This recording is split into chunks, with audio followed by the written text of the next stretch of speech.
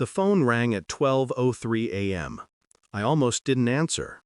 Grandma's voice was trembling, unsteady. "Don't go home. Go somewhere. Anywhere. Please. Trust me." My stomach knotted, a chill crawling down my spine. I asked why. She hung up. No explanation, just fear threaded through every word. I didn't argue. I left, barefoot, coat half-zipped, heart racing. By the time I got 2 blocks away, flashing lights swallowed my street, red and blue reflections painting the night, a symphony of sirens cutting through the silence. I should have felt panic, but I felt clarity instead. That night crystallized something I'd known deep down. Trust was a currency I'd spent too freely, and someone had been siphoning it all along. I met him when I was 22. Bright smile, the kind that made the air itself warmer. He had this way of making ordinary days feel monumental.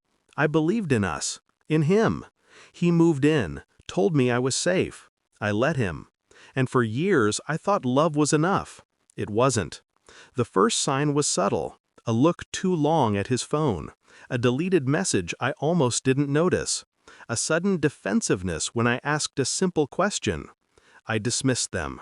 I didn't want to see it. But my instincts are surgical, and instincts rarely lie. Then the evidence hit like a freight train. I found the hidden account, the duplicate set of keys, the meticulous lies stitched together with precision. My heart cracked in silent pieces. But I didn't crumble. I didn't scream. I made a note, a mental map of every weakness, every overconfidence, every arrogance he'd displayed. The planning began in whispers, late nights, poring over documents, tracing money trails, friends' alibis, every social media slip. I kept calm, calculated. Every move I made was invisible, every strategy surgical. Revenge wouldn't be chaos, it would be inevitability. I learned patience. I learned timing. I learned how to make a betrayer play their own game against themselves. Step 1, isolation. Subtle words planted in his circle of trust, questions laced with doubt, innocuous enough to avoid suspicion, but sharp enough to cut. Step 2, exposure. Every financial misstep, every lie meticulously documented. Step 3, psychological leverage. I knew his pride was the crack in his armor. I knew humiliation would hit where pain alone could not.